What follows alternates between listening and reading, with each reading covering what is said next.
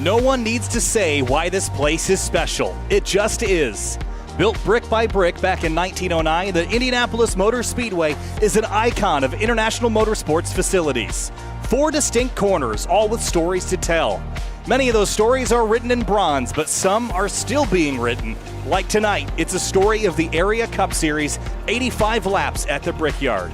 It may be the last race of the season where you control your own destiny, with Talladega and the playoffs looming just a week from now. Hi everyone, welcome back to Sim TV. I'm Kyle Heyer, joined by Finian DeCuna and Hunter Sleppy for our 11th race of the season, and there is just one race until cutoff time at Talladega. Finian, it is go time if you're not locked into the playoffs now.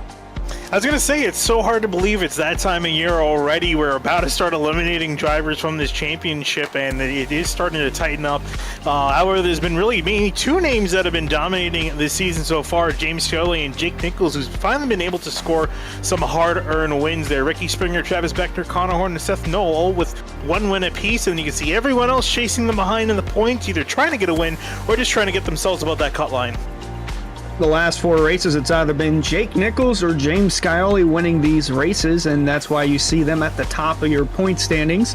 Springer, Beckner, Horn, and Knoll all have won before reaching this point of the season. The penultimate round before the final regular season race at Talladega. Still waiting on that first win from Ryan Artz. He's plus 93 on the cutoff. And you got Kern Poole, Cedric Hunter, Doug Newbegin, and Connor O'Kresick with a 16-point cushion to Greg Mitchell. Well, we're getting views of the road course in the background, but it's been a little while. It's been a long time, actually, since we've been on the oval here at the Indianapolis Motor Speedway, at least with stock cars. And tonight, for 85 laps, we will race on the Indianapolis Motor Speedway oval. This is a huge challenge for the stock cars, especially with these new next-gen cars. You're going to be rowing through gears here, Finian. Tonight is something that we've never seen on Sim TV, these new generation cars around this very old generation circuit. Yeah, this will be very interesting to see, especially around also, I don't think we've seen Cup cars on the newer version of Indianapolis as well. So a whole lot of new things to experience here and seeing how these cars race and how this new surface works with stock car racing in general. As you look at the yard of bricks and everyone flying by here as practice is coming to a close. Jake Nichols at the top of the timesheets with David Weishart in second place, not too far behind. And it's going to be interesting to see because David Weishart, of course, stepping down from full-time competition in the Cup Series, but doing very well here in at least practice for the Cup race. Might have a chance to win. That's his home track. The Indiana native wants to put on a show for his folks back at home.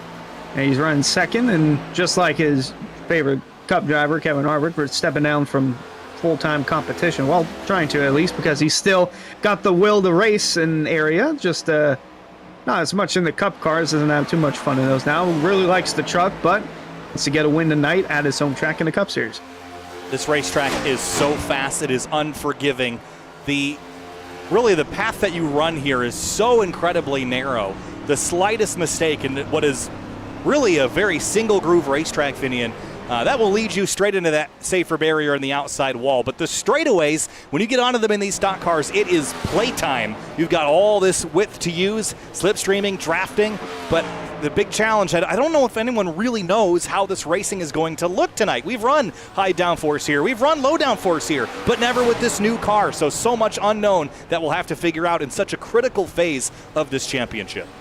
Yeah, between the updates to the cars themselves over time with iRacing and just the changes we've seen with the package, it could very much be 2 different things. You can either be more like a pack race, or these guys can actually get more spread out and be able to build up runs. So it's really, like you said, until we get to race time, these drivers are not going to have a whole lot of idea how this is going to work out here. But before we get to the race, we got qualifying coming up here. Critical phase of the night, I'd say, with the nearly 30-car field. Passing will likely come at a premium as well. So getting your starting position is going to be very important tonight. And as cars roll onto the racetrack, race fans, be sure to subscribe to the Area iRacing Twitch channel. For only $5 a month, you can watch all area broadcasts commercial-free. You can also use the new Area iRacing emotes in the chat and earn double channel points as a subscriber that you can use to redeem for free merchandise at shop.areairacing.com. That's twitch.tv/Area iRacing. So Ricky Springer's one of the drivers on track right now, and Ricky Springer will join us from his virtual cockpit here tonight. There he is behind the wheel, and See him a little bit sideways there, Finian, but working up to speed and up to pace.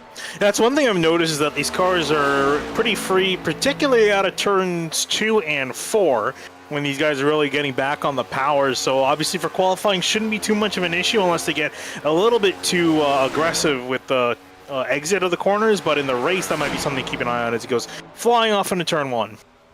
Got a race strategist in the background as well, making sure he's keeping all 4 tires where they need to be on the racetrack.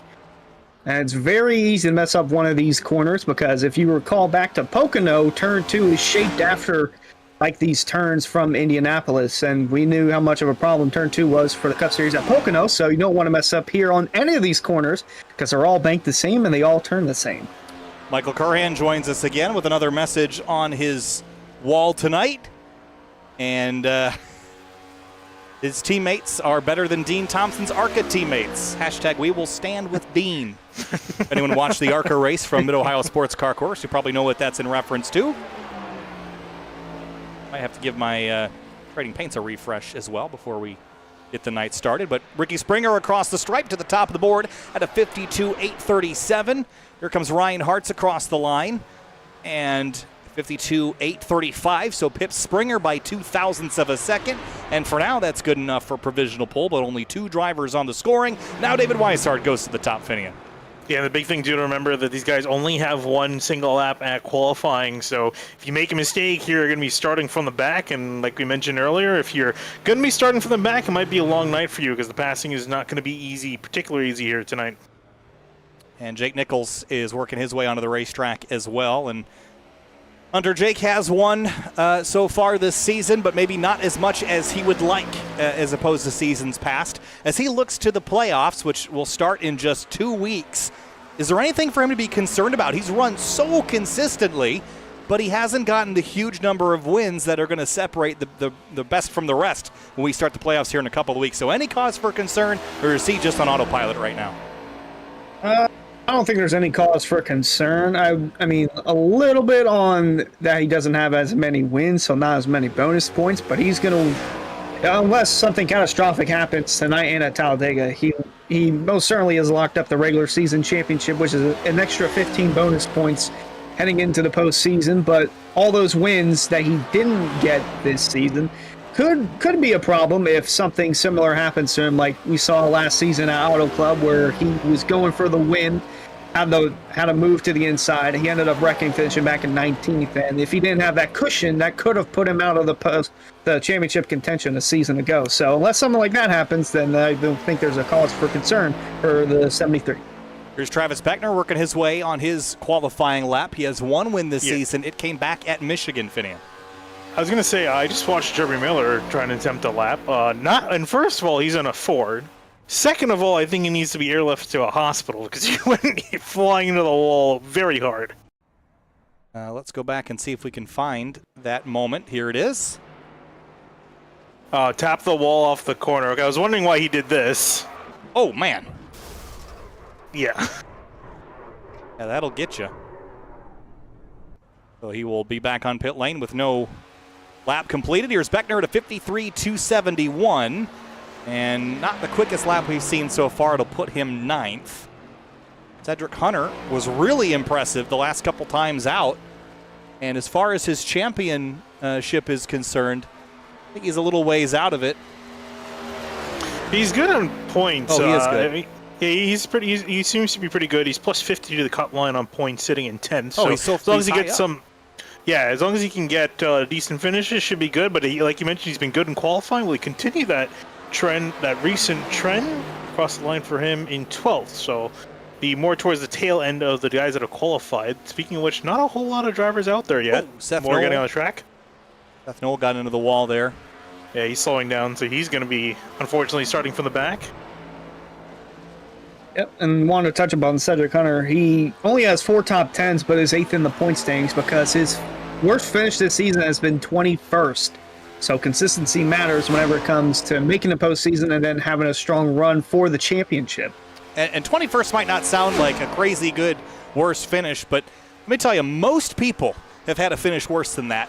And that's the game of averages, right? If you can have a better bad day than the next guy, then you're going to be in a good spot when it comes playoff time. And pointing your way in, we saw Michael Curhan do that last season and got himself a win at a very critical stage of the championship and went into the final round competing for that championship. Here comes Sturgill across the stripe in the number 17, and that's a 53.251. It will put him in 11th place. Yeah, Sturgill could probably use a little bit more consistency. Only 2 top 10s to his name this season. A lot of finishes outside that margin. And as far as the points are concerned, is sitting 2 places out, 17 behind the cut line. So needs to start stepping it up here in these next few rounds. And there's Connor Horn. We were just wondering where he was, getting in very late, but we'll have enough time to get a lap in. We'll see what lap that'll be. Will be interesting for the 609 Motorsports driver. Got that win back real early in the season at Dover, along with 3 top 5s and 4 top 10s. He's had a couple of bad finishes as of late, and oddly enough, his last 4 races have been in streaks. So he got 4th at Darlington and Pocono, but as coming off back-to-back 27th place finishes at Atlanta and Road America. So wherever he finishes this week, he'll finish next week at Talladega if all trends go the right direction. Well, on lap number 2, no time recorded for Connor Horn. Here's Douglas Newbegin in a similar looking, very patriotic number 71, red, white, and blue. And he's the only one on an active qualifying lap right now. There's about a half dozen drivers. Oh, boy. Oh, man, that was a big moment out of turn 2. There's about a half dozen drivers that have not yet started a qualifying run. Yeah, it looks like Seth Knoll, Jimmy Miller, Connor Horner have all hit the wall, so they'll be starting from the back. Douglas Newbegin almost joined that list because we saw him get sideways off at turn 2. He's got to watch it off at turn 4 because it's just as unforgiving. Yeah, and if you don't get off the turns properly, like turn 2 and turn 4, you're going to get really bad speed down the straightaway, and the cars behind you, they're just going to use the draft and get alongside you and make a move going into either turn 1 or turn 3. Across the stripe for Douglas Newbegin, a 53.386. Not a barn burner, puts him 14th quick. And with that, we are basically out of time for a driver to complete. Yeah, no one else is going to be able to complete their lap because the out lap will take you over a minute plus 50 seconds of time to actually complete your lap, 53 seconds plus. So qualifying is effectively complete. That will put David Weishart and Ryan Hartz on the pole, the front row at least. Ricky Springer, Jake Nichols in that second row, Finian. So really strong effort for the hometown driver, David Weishart. Yeah, I was going to say very, very strong showing for him. And like I said, he could be a potential winner here, and especially with that pace. He set pole by over a tenth of a second. Everyone else, they're separated by hundreds and thousands. So very big margin to pole for the 33. Thing is, can he keep that pace up? Not only in the race, but also over a long green flag run. That'll be the key. Or will Ryan Hartz, Ricky Springer, Jake Nichols be able to chase him down? Very good question, but I'm just going to go ahead and say it. I already have my pick locked in on Weishart, considering he is hometown favorite, home track favorite. So you want to win at your home track. But going off his Cup results, his best finish of the season before Road America was 24th at both Pocono and Watkins Glen. And then at Road America, he got his best finish of the season in 8th place. And that came after wrecking on lap 1, facing the wrong direction, and basically going from last all the way up inside the top 10. So he's got some momentum heading into this race. We're going to step away for opening ceremonies for this 85-lap race from Indianapolis.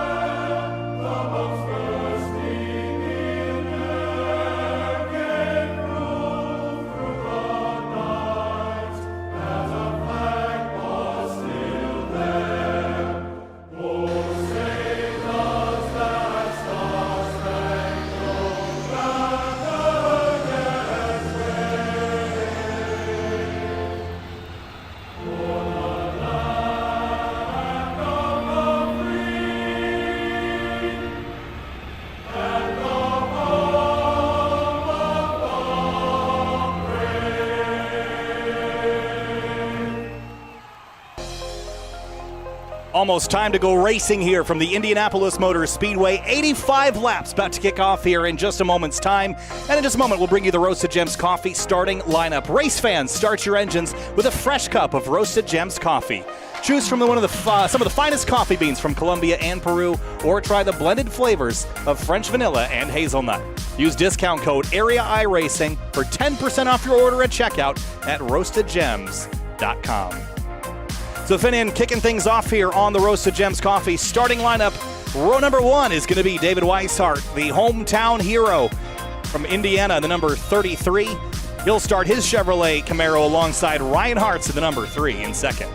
And moving on back into row number 2 is going to be a pretty stacked second row. Ricky Springer starting on third in the 51 machine. Next to him, 73, Jake Nichols in fourth.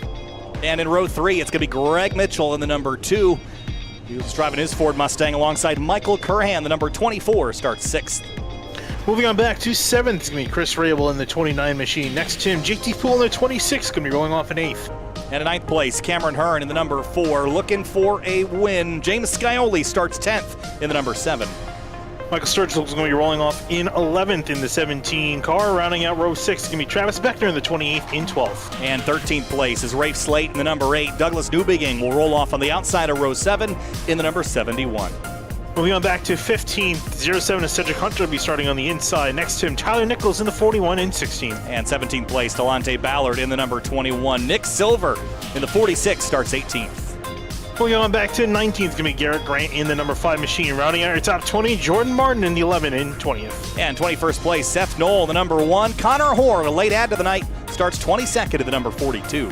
Yeah, you start getting to the drivers that weren't able to put a qualifying time down here. Brendan Six, one of them in the 66 and 23rd. Skylar Shackelford is going to be starting in the 88 and 24th. And last couple rows, Jeremy Miller in the number 30. Ben Pierce, followed by Ed Robertson, Frankie Barroso, and then our last row, Dwayne Culberson and Jonathan Cogswell. So there's your starting lineup for tonight's 85-lap race from flag to flag. If we go green all the way, that's 1 hour and 15 minutes of racing. Will we get some yellows along the way, though, Hunter? I think that's yet to be seen. I don't know if anyone knows how this is going to race. It's a very good question. We're not even sure how long they could go on fuel, but I'm assuming they can make it about 35-ish laps, maybe 40. They could stretch it out to 42 and try to make it a one-stop. That would be very interesting. But like I said, I kind of look at this like Pocono, because we had about 10 or so yellows in that race, and it could be treacherous, especially with how these guys get off the corners. And like we saw in practice, some of those were kind of way too close to the end of the safer barrier coming out of turn 2. Yeah, I think there's a lot of questions about how the cars are going to race, but the bigger challenge, I think, is going to be maintaining control of your car over these long runs. What tires are you burning up? Is it the right front? Is it the right rear? And keep it out of the wall. And Finian, pick your passes at very intentional points. Don't shove your car down the inside late into a corner. You're bound to get yourself into some trouble. But already, Hunter picked the number 33 to win this race. Finian, who's your pick to get a job done tonight? Ooh, that's going to be a tough one. I'm going to go with Ricky Springer in the 51. He's looking pretty quick. I'm going to have him as my choice to win. All right, Ricky Springer is Finian's pick. As far as my pick tonight, I like where Ryan Hartz is starting. I'm going to roll with the number 3. We'll start on the outside of the front row. I think he's due for one here tonight, so we'll see if he can get the job done. The Yard of Bricks, one of the interesting things I learned the first time I visited Indianapolis Motor Speedway back in 2020 was that line of bricks runs all the way into the infield. I had no clue, but that runs all the way through pit road, under the pagoda, and out the other side. Very interesting piece of history. Some of the original bricks from the original construction back in 1909, the entire 2.5 miles was paved in bricks before asphalt technology allowed them to build what is now one of the most famous racetracks in the world, the Indianapolis Motor Speedway. It hosts round number 11 of the Area Cup Series, and we're racing from Indy. Green flag flies, and Weishart leads them down.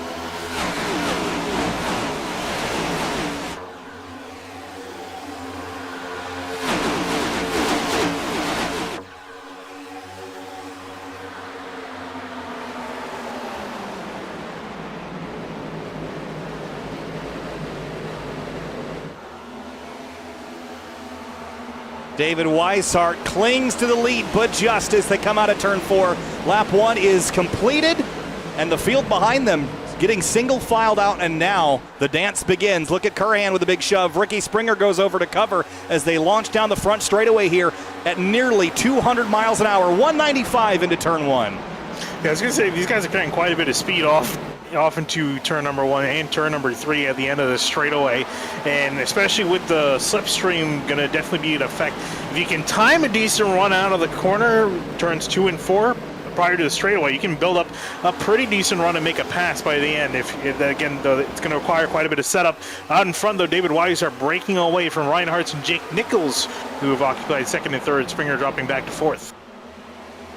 Well, so far so clean as the field works their way in the middle of 3 and 4 down that short chute into turn 4 now. Saw some side by side towards the back with, I believe, Connor Horn. And now we head over to where Rafe Slade is, where they're battling for around, I'd say, the 11th position, or 12th, I should say, as Douglas Newbigging's looking to the inside.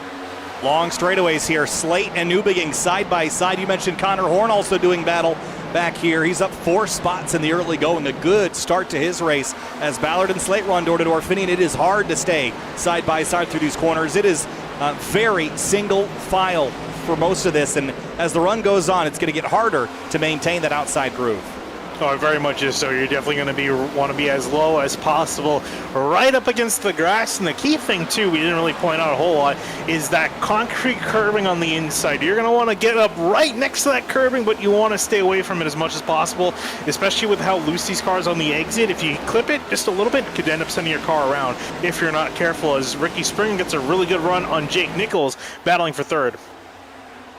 And teammate, Jake Nichols almost got into Springer as he's heading down low, heading into turn 1. Teammate Ryan Hartz dropped low to give Springer a little bit of slipstream as he completes the pass. And Chris Rabel doing battle with Travis Beckner here for 11th spot. Rafe Slate just behind them. And still pretty close, but I am seeing some separation building here, and that's something that the drivers are going to be looking forward to, is just getting into a rhythm here. This is a very rhythmic racetrack. You think of rhythmic tracks often as tracks like Bristol, where you're doing a lap very quickly, but here, the ends of the racetrack, while unique in some ways, you really can build yourself into a rhythm, muscle memory almost when you're jumping on the brakes here, and you will be on the brakes over the course of a run to get these things slowed down. Taking a look now at Greg Mitchell in behind JT Pools, trying to build up a run. Will actually not go for a pass. Looks like Mitchell's just trying to sit in behind, give him a little bit of a bump. They're trying to catch up to Michael Curran, who's up in 5th, and he's actually over the back bumper of Jake Nichols. Curran getting closer to the 73 of Nichols as they continue to navigate their way through turn 2. Again, we stand with Dean, reference to Dean Thompson's incident from mid-Ohio, as Curran looks to gain slipstream and possibly make a move then into 3. Had a good run here, but he's going to sit on it for now. Isn't going to make a move. Can't say the same about Mitchell. This time has a look on JT Poole into turn 3. Such tight racing here, side by side through the corner, and look out. James Scioli's got a great view of this on board with the 7, and he'll take a spot away from JT Poole if he can muscle on by. Yeah, you saw right there how much slower they were being side by side, the 2 and the 26. That allowed Scioli to get a massive run, and you see him peeling off to the side, trying to avoid the 26 getting any side draft. So Scioli's moving up a spot, and he's been moving up pretty solidly, already up to 7th from starting in 10th. And as you look further down the order, Seth Knoll starting in from the back. He's trying to, he's actually not moving up a whole lot. Oh my goodness, very close here as Jeremy Miller battles with a number 46, the battle leader Camaro, Nick Silver. That was about as tight as I think you can get without hooking someone's quarter panel. Again, we're operating with very high speeds here and trusting the internet quite a bit to make sure that these battles don't turn ugly. And just ahead of them is Connor Horn, who's up 5 spots, one of our biggest movers so far, and has Tyler Nichols in his windshield and Delonte Ballard in the rearview mirror. So a couple solar flare cars that he is flanked by right now. It's Connor and his teammate Jeremy Miller moving up 5 spots apiece. I think they're going to continue to try to move forward as much as possible, at least before any sort of caution comes out. But that not looking too likely at the moment because everyone's kind of spread out a little bit, a couple battles here and there throughout the field. But fairly orderly line at the moment. Horn, look at the run he got off the corner. Now he's going to get alongside the quarter panel of Tyler Nichols as he's looking for that position. That's the 16th spot. Going to try and complete it, heading into 3. Little side draft there for a moment, and he will complete that pass. Oh, spin behind him. It's Nick Silver in the 46, and there goes the 30 of Jeremy Miller across the racetrack, and the caution is out. Oh, he gets hit again. Oh, look out, Culberson. And they'll kind of two-car tangos turn around. But our first incident of the night at lap number 8. How did that happen? Well, watch the 30 and the 46. Big check up there into 3. And then Seth Knoll gets into the back of the 30 and kind of trips that whole thing off. Big hit there for the 30 of Miller. All right, here, there's just big stack up. Kind of a chain reaction accordion effect. And the 46 almost gets it sorted, and then the 30 back across the racetrack, hard into the wall. And then Culberson here, I think, is going to come on through and is already kind of committed. And just there's another car that clips Silver here. Yeah, right there. Who is that? That is Barroso. Frankie Barroso. See what he saw on board. He's a long way behind these guys. I guess he was expecting to go one way, and unfortunately they didn't go that way. Yeah, it's hard to change your line once you're committed to the corner here. Yeah. Gas it up. Oh, yeah. Oh, he almost had it missed. But wasn't able. It did not a lot of damage either, so he should be all right. But first Simrat Market replay of the night as our first yellow is out. Changing strategy. Oh, wow. My goodness. Fakes in and out of pit lane. Very split strategy. It's like 50-50. I was going to say this is interesting because I heard Ricky Springer jumping on the clutch when the caution came out, and around the track he was coasting around a little bit. So I wasn't expecting him to stay out, but yeah, that's interesting stuff. So I'm guessing guys are figuring they can go on one stop. I would think that's the call. Try and push it. They're going to try. Like, the strategist in the background has made the call for Ricky Springer to stay out, and by doing that, he's taken over as the leader of the race. Yeah, interesting calls, and a lot of drivers on pit road that are taking the opportunity. You're certainly not going to use your tire allotment tonight, so you might as well take them, I guess. And I'd have to imagine that just a couple laps into a run, your tires would start to burn up here, but with the next gen, we haven't seen the tire wear be as significant as we'd expect, Finian. So that's a nice way of saying it doesn't. The tires wear like iron. So no, I was just gonna say that if it was the trucks or the Xfinity, the Pro Series cars, I think that would be the case where the tires will be a lot more effective. But with the next gen, like you said, some tracks it definitely does wear a lot more than others. Here I would expect it to matter quite a bit, but we'll have to really see. I mean, we got 20 test subjects to really see how much the fresh tires are going to matter.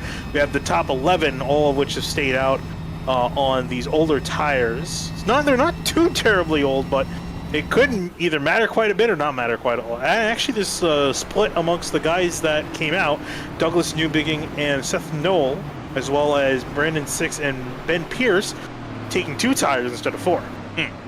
I like the 2-tire call, Hunter. That's interesting. Yeah, I mean, honestly, I wouldn't pit because we're still too early into a run, but if you're trying to do the one-stop strategy, save it on fuel, then I guess it would be the way to go, but I'm with the mixed bag, like 50-50 with it. Some that did come in took 2, some took 4. Weishart was the first one out that took 4. He's going to be restarting in the 13th spot, and one of those 11 that did stay out was Travis Spector. I know we're only 10 laps into this race, but tomorrow night the Truck Series goes to the small racetrack. They don't go to the big Indianapolis. They go to Little Indy, IRP, and I've already heard from around the area Discord, that he is the heavy favorite to win. Apparently he has great handling truck for tomorrow night's race, but still got a shot to win tonight's race and kiss the virtual yard of bricks. Just want to point out before we go back green, you saw 2 cars on the apron going slow. That's Nick Silver and Dwayne Culberson. I think they came in for damage repair, and we're trying to get back out. Unfortunately, unlike the movie cars, they did not beat the pace car out on the pit lane. And Jeremy Miller trying to catch back up. I wonder how much that damage is going to affect him. Probably a bit. He's only doing a decent lick to the right front. Only doing about 171 on full song there, so not looking super good for him. Before we get back green, race fans, be sure to visit simwrapmarket.com for custom iRacing paint scheme templates that are simple to use and help you stay more focused on the racetrack. Let's focus on this racetrack, though. Ready to go back green at lap number 11 after a 3-car incident involving Seth Knoll, Jeremy Miller, Nick Silver. You could throw Frankie Barroso in there as well. Pace cars off. Springer chooses the outside lane for the restart. And packed up, paired up, green flag back in the air once again from Indianapolis. Yeah, Ricky Springer coming in front of his teammate to secure the lead. Ryan Hart's trying to hold off Jake Nichols in behind. Michael Curran stuck on the top side. JT Poole trying to make some noise, break inside and get 4th place. The field rolls through turn 2 and down the long back straightaway. It's still a door-to-door battle between Sturgill and JT Poole. Most of the field single files out, but now Poole going to tuck in line.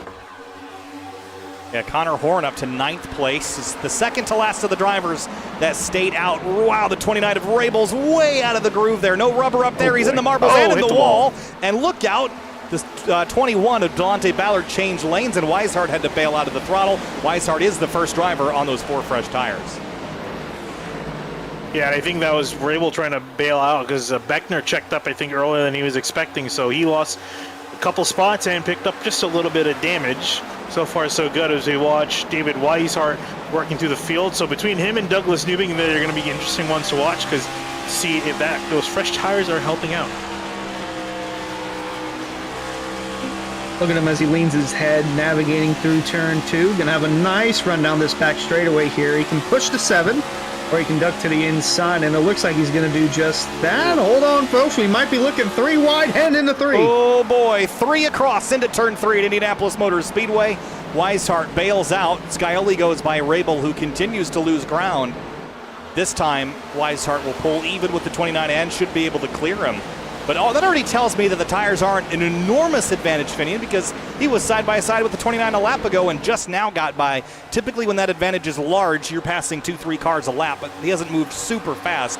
But they are making a little bit of headway. Here comes Scioli down the inside of Ballard. Yeah, I think it'll help them out a little bit. Not a whole lot. They'll gain some advantage, but compared to what we would see in the other series cars, I don't think there's going to be as much of an advantage as they would particularly like. So they go by the 21 of Ballard. So Scioli and Weishart up in beside Douglas Newbiging, who's ahead of them. He has 2 fresh tires. And now you can see Rabel making a move, or Mitchell making a move on Rabel. As they continue to battle, last lap by, it was a 52.990 for Ricky Springer. David Weishart, 52.909. So nearly identical lap times as, boy, they are having trouble navigating around Rabel on the outside. Yeah, Rabel's really struggling right now. Just can't get back in line. Cameron Hearn's not going to let him either, and Cedric Hunter's in line. All Ford's here, but they're not playing with the blue ovals. It is every man for himself right now as we work lap 14. And Hunter going to come up in behind and potentially give Hearn a shove as Rabel continues to drop back. And he tries to see if he can get back into the bottom line, but can't quite do so. Hunter is going to poke his nose down there and will just get on by. Wow, look at this mess. Almost 3-car tango. And now here comes Newbing looking to the inside of Slade. Meanwhile, right behind him, that is Weishart in the 33. He's caught these 2. As the 8 goes high, the 71 middle. Here comes the 33 low. And past the 7 of Scioli. He was trailing the 7 about a lap ago, so he has found something now. And is about to crash. Oh, Newbing loose. Big slide, and a couple other cars slid behind. Maybe it's not the tire wear, but just the temperature of them sliding those rear tires across this very hot track surface. But now they're double wide into turn 1. Slate under fire from Weishart. Yeah, I was going to say the track is 123 degrees, so that is a bit slick. So combine that with some worn tires, these guys are going to be sliding around a little bit. You're going to have to try to control that as much as possible. So Weishart making good progress up into 9th. Also making some good progress is Connor Horn. Restarted in 10th up to 7th. That 42 is showing some decent pace, and if he can get to more track position, might have a chance of fighting for the lead. Speaking of fights, though, up for the lead, Curran just got passed by GT Poole up into 4th. Oh, wow, the 73 of Nichols. Chased it. Big understeer in middle of turn 3, chasing the 3 of Ryan Hartz, and he just walked it up the hill. And I thought he was going to pancake it, Hunter, but he just touched it. Yeah, gave it a little smooch right there, just on the edge of that safer barrier. And now he's got JT Poole all in his rearview mirror. So they roll into one. That big scramble into turn one behind them. Seth Knoll, Cameron Hearn, Douglas Newbegin, Cedric Hunter. There's a couple little gaggles like this, and while the leaders are spreading just a bit, Finian, there's still lots of side-by-side battles. Whoa. This one's getting hooked together, and the 71's way up the track and into the wall. Ooh, that got kind of feisty there. Knoll pushing up Newbegin into the wall. Oh, it still hasn't done yet. Yeah, it actually started with Newbegin. I was just looking back at it quickly. Newbegin actually came down into Knoll, and that caused Knoll to get hooked up into him and then push Newbegin into the wall. So interesting stuff there. Battle still not done. Cedric Hunter side by side with Seth Knoll. Knoll trying to work on the outside. You got to be so careful with these stock cars working that outside lane because you could easily find the wall if you gas it up a little too early. Yeah, here's another look at it. They were coming through. This is turn one, but watch into turn two. The 71 on the outside comes down the racetrack right there, gets into the one, and they just kind of get hooked together and then walk it up the road and into the outside wall.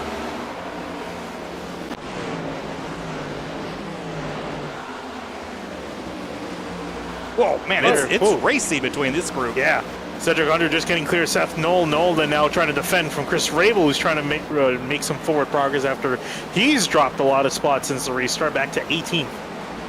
Yep, meanwhile, Connor Horn has just moved into 6th, passing Sturgill. Weishart up to 8th, passing Beckner as they single file out towards the back. And then we got Rafe Slade, and that's Delonte Ballard in the 21 with Greg Mitchell power into the outside. And he'll give Slade a big shove up the front straightaway now. I'll tell you what, if these cars race this good on this track in real life, forget the road course. I love the road course, but man, maybe we ought to give the oval another shot.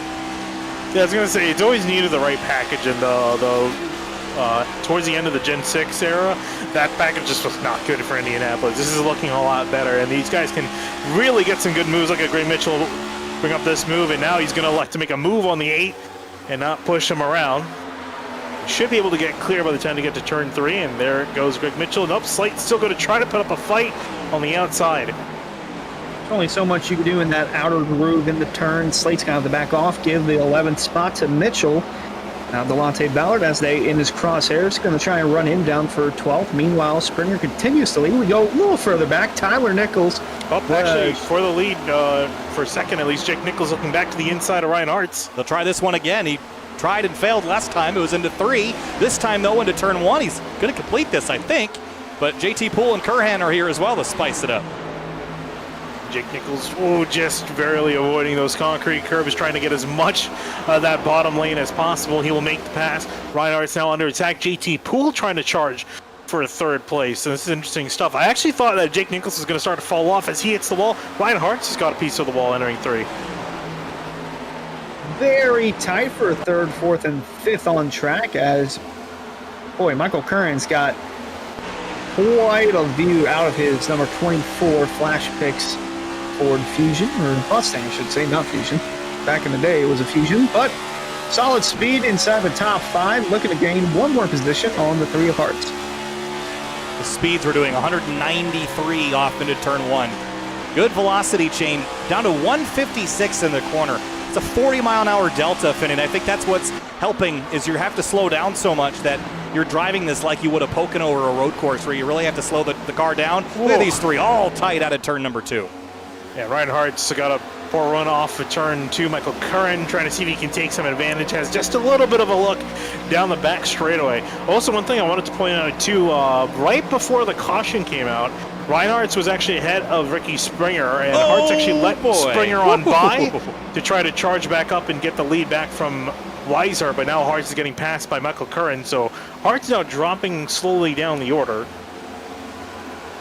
A little further back, there's the 8 of Slate, the 4 of Hearn, battling out for the 13th. Was actually 12th, excuse me. 13th is Slate, but Delonte Ballard going to be right behind him going into the turn. And to give folks an update on lap times, the leader, Ricky Springer, just ran a 53.924. Weishart, the first one on 4 tires, 53.419. So he is a half second quicker than the race leader. He's catching on the 3 of Hearts in a hurry. Yeah, he's up 6 spots from where he restarted.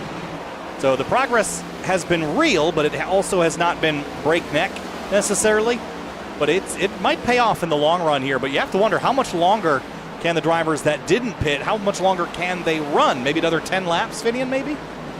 Well, that's the big thing, right? They're going to want, ideally, they're going to want to try to make it to lap, what would that be? Lap 42, lap 43. That would be halfway through. And that's what I thought they were going to be going for. Otherwise, if they had a pit earlier, if you had to make it a two-stop, I don't see why car on you the wouldn't wall, have sorry, come in. Finian, top of the hill. That is Ben Pierce. That he got into the wall pretty hard at a turn number 4 and just entered the turn high and just could not recover it. And right here, got into it pretty well.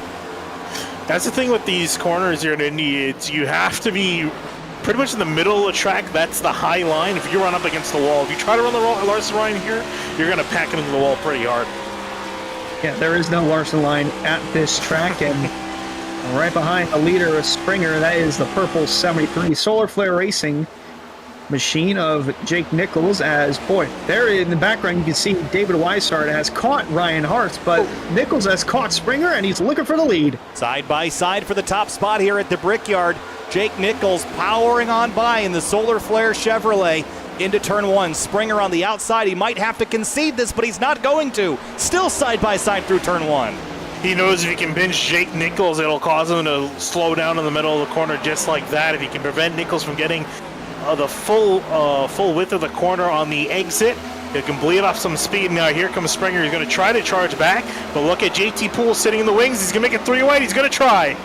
3 wide for the lead, heading in the 3. Someone's got to give. Springer, Nichols, Poole, high, middle, low.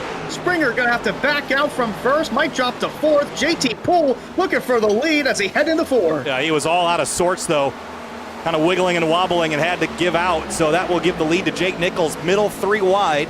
Then JT Poole slots into 2nd. Curhan up to 3rd. Springer falls to 4th. It is a revolving door up front here as we work lap 24. This is exciting, guys.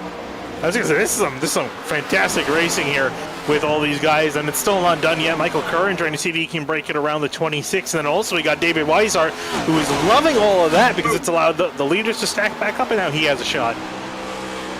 Not to mention right behind Weishart, you got the 7 of Scioli coming through as well. Springer getting real loose coming out too. That's going to allow for the car behind, and then Weishart to gain alongside of him and possibly make a move on the outside as they work their way into 3. Someone pointed out that JT Poole appears to have a popcorn machine in the background. Indeed he does. Top left of his head. Is it running? No. Oh. But I guess it could, in theory. Anyway. Concentration on his face as well.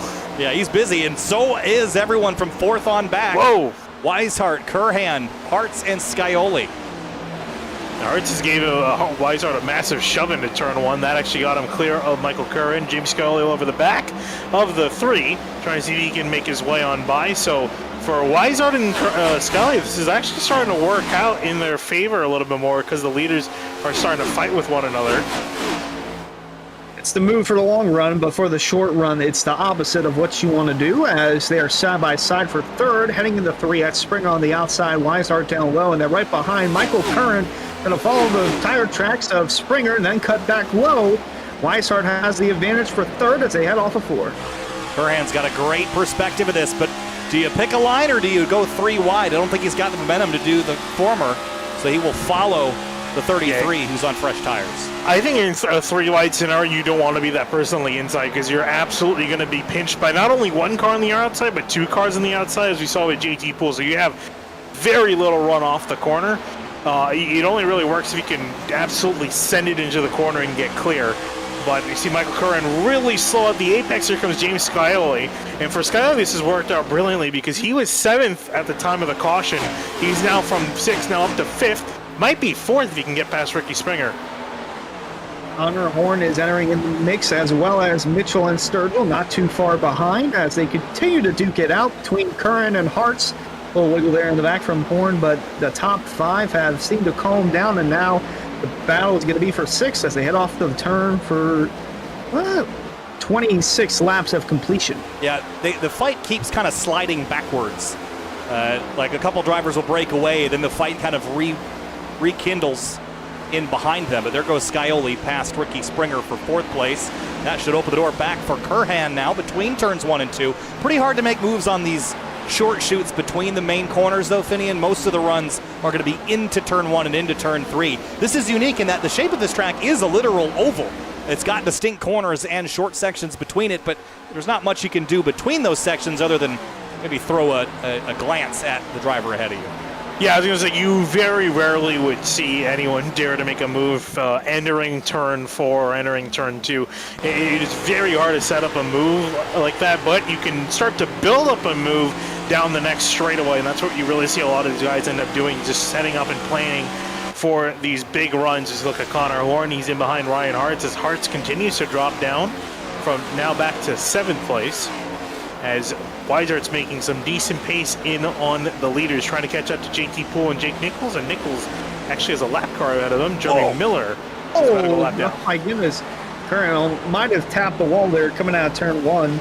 He's in the middle of that 5-car conga line led by Springer, as you can see the in-studio setup of Curran. He's going to look down low for the 5th spot, going to be heading into turn 3 here. He might have the advantage, and right behind them, Horn just made a move on Hartz.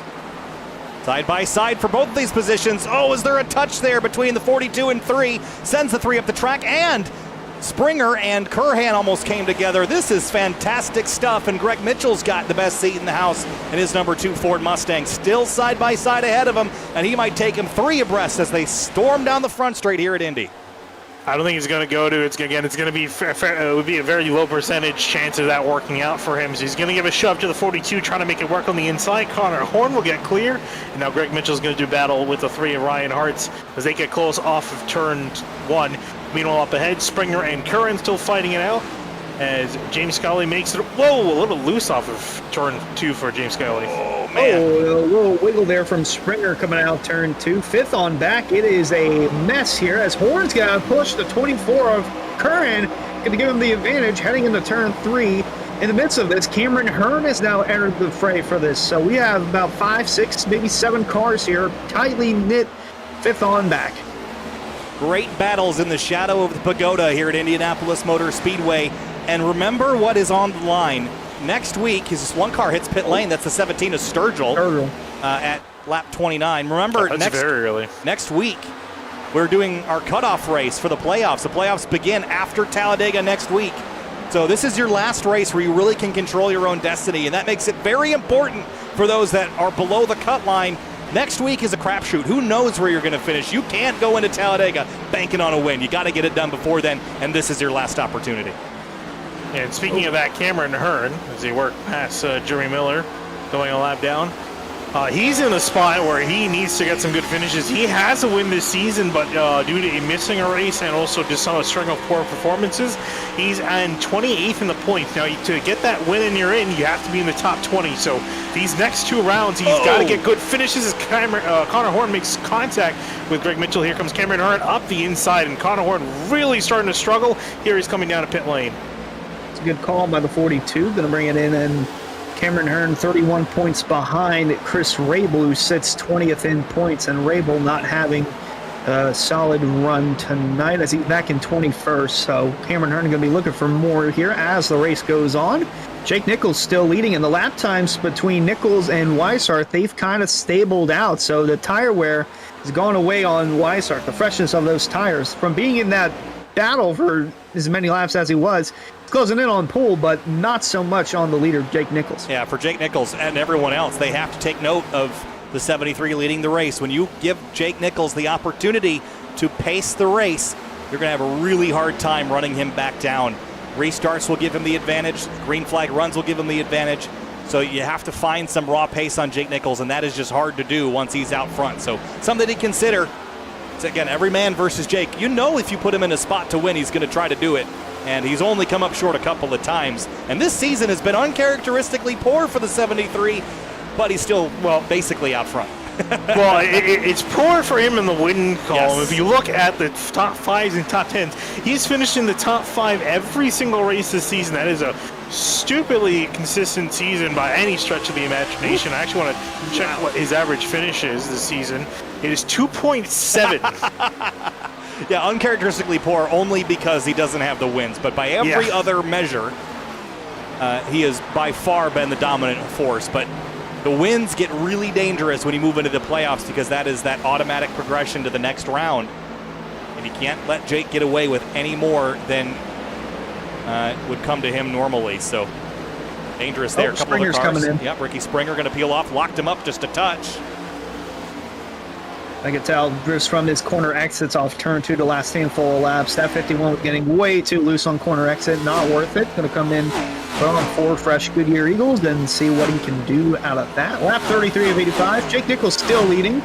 Wiseheart second. He got around JT Pulse, as did Scioli. Curran still holding 5th, and Travis Beckner now closing in on race 10 spot. Yeah, Travis Beckner has a win. It came back at Michigan earlier this year. And he's had some pretty good runs at these bigger tracks. 5th at Atlanta, which is a draft track. 1st at Michigan, obviously. Other than Daytona, where he had a 27th. Whoa. Big slide there for him. But he's had some pretty good successes and is 3rd in the standings coming into the night. Doesn't need a knockout performance, but it hasn't been much of one anyway for him tonight. Running 11th after starting in 12th.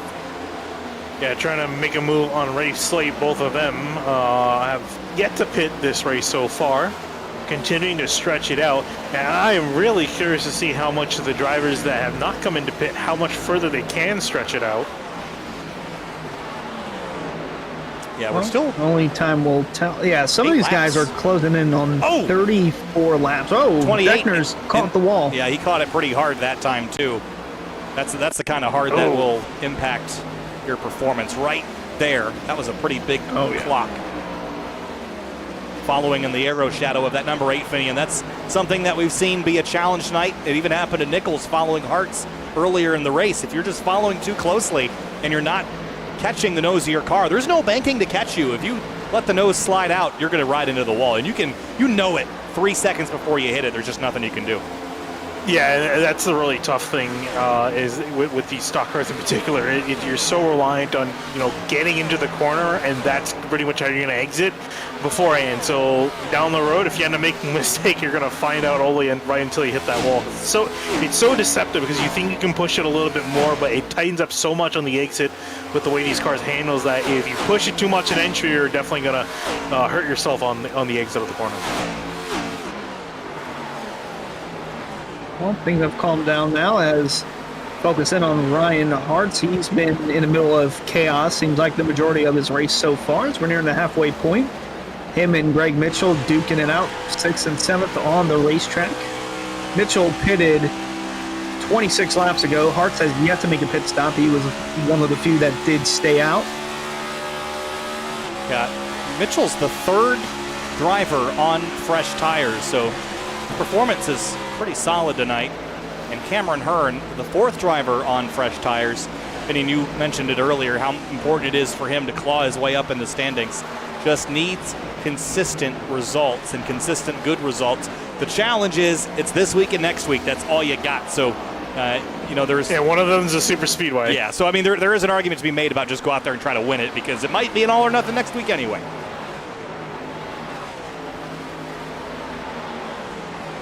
Travis Beckner losing another spot. Yep, looking a little further back, Brandon 6. He actually is the first one on, I believe, 2 tires, or that might be a splash and go. He's only 5 seconds in the pit box, but got around the 28 of Beckner. And I was going to say the top 3 is getting close as Beckner makes his way on the pit road. Nichols has been running slower lap times, so 54.7 that last time from Jake Nichols. Weishart 54.4. James Scioli 54.3. 2nd and 3rd closing in on 1st. Yeah, this is probably about the time now when those tires are, I mean, they're equalizing, yes, but they're not quite there. And so it's just Weishart chipping away. Now, Weishart was leading this race when he came down pit lane. And he's just now getting back to the top spot. So as far as furthering the strategy, it looks like Weishart made a mistake, Finian, but that was a play for much later in this race, not to lead it at lap 30 when that wouldn't do you a lot of good. He's thinking the long game here. I was going to say, if he only has to come down to pit lane one more time, this might have been the call to make, and it's really, again, this is going to be extremely dependent on how much he can go further, but it's looking more and more like these guys are able to go a little bit extra, the guys that have stayed out. I think the main reason a lot of them are coming in is just because the tires are starting to give out, and they're really starting to lose a lot of performance, especially if they're in the slipstream behind another driver. They just go way too tight, so a lot of them have started to come in, but the leaders have mostly stayed out. Jake Nichols, JT Poole, Michael Curran, Ryan Hartz, and Rafe Slate all yet to come in. Actually, as I say that, Ryan Hartz, dude, did you just catch a piece of the wall? He was real slow, and he got loose out the corner and got on the wall. Yeah.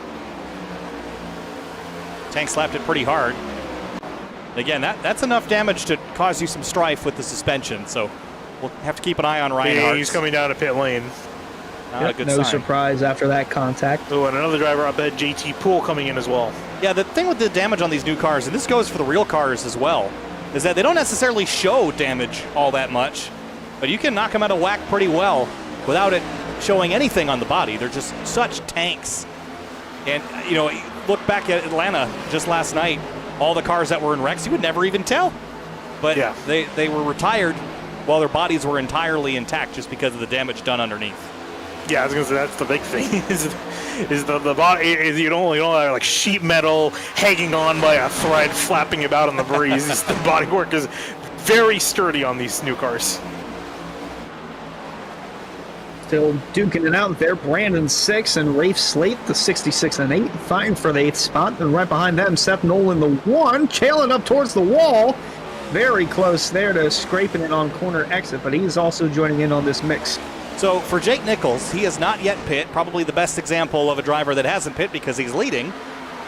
40 laps in, Finian. We are 2 laps shy of a one-stop strategy. Well, also one thing you have to really be considerate of is the fact we had 3 laps under caution. So it's not. So that was a significantly reduced pace. So these guys might have to go another extra lap or 2. And I think I just heard Jake Nichols calling that he's coming down to pit lane this time by. And it's a long lap to save fuel, too. So these guys might be short a little bit. Yeah, from looking at this, you're going to have to go an extra 5 laps. You're going to have to make it a lap 45. If you haven't yet pit, if you want to have a shot at trying to one-stop it. So the 73 is going to be making his way on down. It's going to turn into a fight for the lead between Weishart and Scioli. As Nichols makes his way on the pit road, Curran on the pit road as well. Now, how much will these two work together? I mean, fight for the lead maybe, but as far as competition, now that they've got clear track ahead of them, but they've got a strategy to maintain here, Finian, so will the gloves come off a touch? I don't know. I don't really see the point for Scioli to fight, because if we've seen how much time these guys lose when they battle side by side here. You lose a lot of time. So for him, I mean, he's got, what, 4 seconds back to Greg Mitchell? So if I'm Scioli, I would just sit in behind Weiser and just kind of follow him around, save a little bit of gas, make sure that you can make it on fuel, come to the pits, get fresh tires, and then start battling it out. Ooh, little wiggle there from Weishart in the middle of 3, but these two are definitely inside their window. As I'm looking at this leaderboard right now, the top 8 all pitted under that first yellow, so they're all within the window to come down now and pit. And they can make it to the end on fuel, but they're obviously going to want to go until their fuel runs out. Weishart on the radio there communicating as he hits a little vape. Yeah, a little bit. The radio is smoking, guys. Got to go to the backup. No, I was just, it's interesting just because you've got time on the straightaways here, right? It gives you a bit of a mental break. You can kind of calculate. I mean, there's some tracks, a lot of the road courses, the short tracks, where being a one-man crew and having to navigate fuel strategy can be a real pain. But here at Indianapolis, you've got straightaways that are long enough that between the corners, you've got enough time to look down and check things and kind of run some mental calculations without overloading your brain. So this is one of those tracks that's a bit easier to kind of one-man show it, versus some tracks you really do need a dedicated crew just to manage your fuel system. And some of the things iRacing has added make that a little easier as well. Auto refueler. Oh yeah, sure. I keep forgetting that they have the auto fuel calculator, the auto fuel refill now. Not sure how effective it is or how many drivers use it, but it is a tool in the toolkit. I mean, you don't have to download third-party software now. At least that's kind of a nice. They added that in. So now you don't really have an excuse to not do that properly, because they revamped that whole thing. As I'm looking through here, that's the 8 of Rafe Slate. He's just now coming off of pit road, actually going to be in the middle of this battle for the lead. Him and Chris Rabel came down and pitted. They went about 41 laps on a tank of fuel, so that's the furthest that anyone has gone in this race. And I'm looking at it now. The top 16 have yet to come in and make their pit stops. These are all the guys that have pitted under that first caution. The first one out that did pit under green is Ricky Springer back in 17th. Yeah, so here's the situation now is in about 2 laps, the drivers that are out front now that already pit, they can make their final stop and make it to the end. Well, maybe 3 or 4 more laps. They can make it to the end with no concerns and run a green-white checkered. The challenge for everyone else is for the lead. Oh, yes. Watching the lap car. Yeah, well, I think he got a lot of wash off the 8 of Race Slate, and he's got the yield. Here comes number 7, Jamie Scully, back to the lead. Yeah, so I guess what I was saying is the drivers that already pit, they can easily go on one more stop, which everyone can that's pitted now, but they also have the track position now, so this definitely played in their favor. And yellow flags are really going to be necessary for anyone to mix it up from here. Oh, and that's Delonte Bowden, the 21 again, right in the middle of that. So not what Weishart wants to see. He's focusing. He's got his tongue hanging out. Or he did. No, he's losing ground. He's losing a lot of ground since the 8 of Slate got in the middle of that. Yeah, I'm not surprised. Actually, no, I should be surprised. I'm surprised that Weishart's kind of falling off, especially with fresh tires. Oh, sorry, no, these guys are on old tires. 36 lap old tires, yeah. Yes. So I think what we're seeing here, I think Weiser has definitely used up his stuff more than Skyoli, because I think Weiser kind of pushed everyone out of the way, and Skyoli just kind of picked up the pieces. So Weiser gets really, really tight off of turn 3 right there. So he has to keep a gap to Skyoli, because that dirty air is killing him right now. And we should mention that they're only about 5 laps away, Hunter, from having to pit again. Indeed. Everyone else that has pitted, unless they can stretch it, I'm looking right here at Ricky Springer, and he pitted 12 laps ago. He's going to have to come down and make another pit stop, because if he stretches it another 30 laps max, that's lap 75. So he would still have to come down, probably do half a can of fuel, and out she goes. But yeah, there's some of these guys that did pit, and I'm even looking back here. Connor Horn, Michael Sturgill, 14 laps for Horn, 15 laps for Sturgill. These guys who have to come down pit once some more. Yeah, so it's going to be interesting as the run goes on. Is that the strategy, though, is to short fuel? I mean, they're a long ways back where short fueling isn't even going to do them a lot of good, right? I mean, everyone's got to pit one more time, but they're back. Everyone's got to do the same thing, except the drivers that just came down pit lane, they could probably short fuel a little bit, but that's not going to make up for the massive time loss that they've had. So really, this puts them pretty far behind the 8 ball unless that short fueling strategy would work out for them, and I guess I could see that being reasonable, especially if they make up some time on fresh tires, Finian, but that's really the only way I see this playing out unless they get a yellow.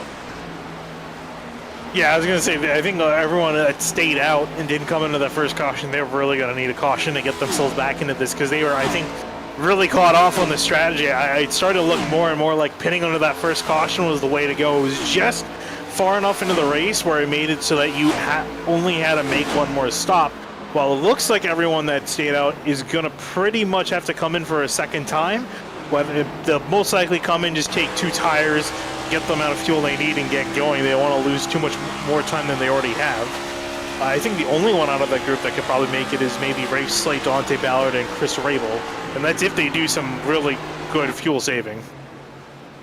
Yeah, I'm looking here. Jake Nichols was probably going to have to make one more stop. It's going to be close if he wants to stretch it on fuel. Hearn is coming down pit road, and there's another car behind him that's pitting as well. That's Jordan Martin. Is there one more back here? No. Not yet. Well, there is. Well, Ben Pierce, trouble for the 65, and he has hit the wall hard. I saw him with a meatball flag. I wasn't sure where he was on the track. So this started out at turn 2 for him.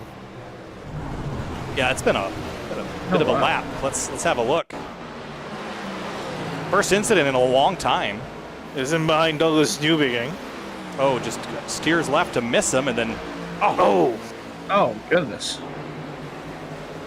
And then he broke that left front suspension, so he's just going to ride this wall to make sure that he doesn't go. James Scully just came in flying in front of him. Well, and David Weishart kind of got stuck behind him. I don't think he realized how badly damaged that 65 is as we jump back live, and the leader's on pit lane. Yeah, that forced just a little bit of an extra gap between Weishart and Scully. Yeah, even these two, they went 39 laps on a tank of fuel. Oh boy, a lot of cars pinned behind them. Seth Knoll, Ed Robertson, Cogswell. So yeah, these guys are pinning now. They're going to go the rest of the way on fuel. If we get a late caution and a green-white checker, they might be pushing the boundaries a little bit. But if this thing goes green to the end, these guys are pinning now. They're good to go. There's the 7. There's the 33. Kind of come back out the way they came in.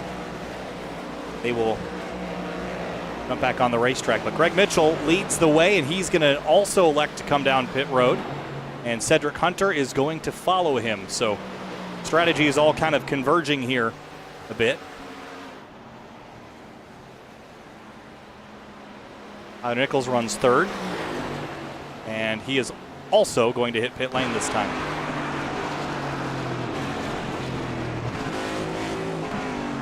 And a lot of these guys are having good races from the way this strategy worked out, especially Cameron Hearn and Cedric Hunter, both of them running very strong. Ooh, Travis Beckner a little bit sideways there, battling with Ryan Hartz for 10th place, and there'll be a few more spots here as they pass 2 or 3 guys up pit lane.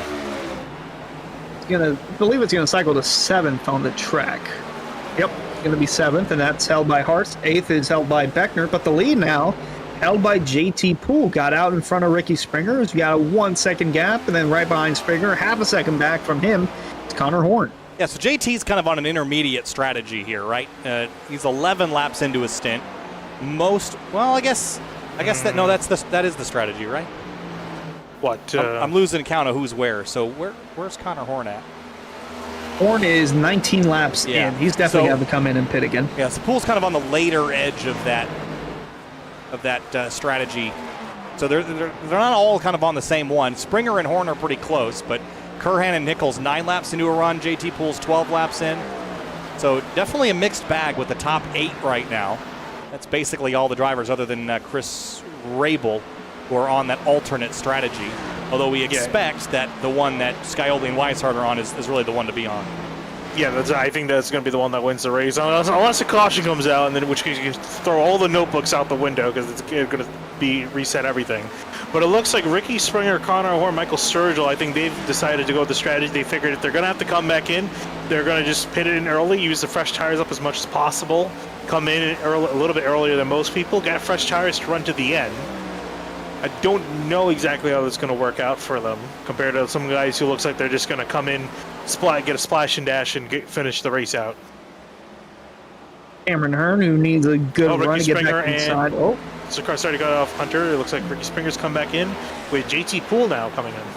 Yeah, should mention that Cameron Hearn should cycle up the field here into third place. He'll be up to 8th. Well, because everyone else ahead of him still has to pit. Yeah. So he'll cycle after everything completes up to 3rd. And that is the kind of run that he needs, Finian, to complete his run to try to get into the playoffs. Yeah, I was going to say, I'm trying to just look quickly at the points to see the names of guys that he's beating, and a lot of these other guys either struggling or they're also not here tonight. So he's going to move up quite a few places. That is if he finishes 3rd. So I think really a big thing for him, make sure to just bring the car home in one piece and get a solid finish in because he's looking at a decent points haul. Yep, and the car in 20th heading into this race in driver points was Chris Rabel. So he was 31 points behind the 29 in points heading into this race. So if he holds on his own, and if Rabel holds his own now, he could slice that in half by the time this race is over with, but still got a long ways to go. We are past halfway. Connor Horn is the leader, but Michael Curran going to try and change that. He's closing in for the lead. And here comes the 24 of Curhan to the inside. And just behind, Sturgill and Nichols are about to trade positions, I think. Here comes the 24, past the 42, and in the background, there's that battle for 3rd, the gold and black and purple and black converging for 3rd. Yeah, there might be a very, very small chance that 24 can make it to the end. I doubt it, but Well, if he can make it, then Nichols could make it. yeah. And Nichols came in at lap 41, so. But, guys, the chance for a yellow, pretty reduced. We had some pretty spicy racing earlier, but now that the field is single filed out and on all different strategies, the chance of wrecking on your own is pretty small here. So as far as the Larry Mack trends of the race, Hunter, they're not looking positive for the drivers that need a yellow like Connor Horn. No, they are not, but looking through here, there have been late race yellows in Season 4. I've went back and looked at it. It's funny you mentioned the Larry Mack stats. My stats, in Season 4, the average last yellow has come out with 12 to go, and we've had 4 overtime finishes this season. Interesting. Yeah, I just wonder, with the way these cars have raced, it's pretty different than where they've raced elsewhere and where the how the Gen 6 raced at this track. But we're definitely seeing a lot more separation. Think back to Atlanta, right, where you thought you might get a little bit of pack separation, but nothing. I mean, they were just packed up. Even Pocono was like that, where you just could not get away. And here tonight, I mentioned controlling your own destiny. How important is that topic as we head into Talladega next week, which is, I mean, that's the lottery of race tracks.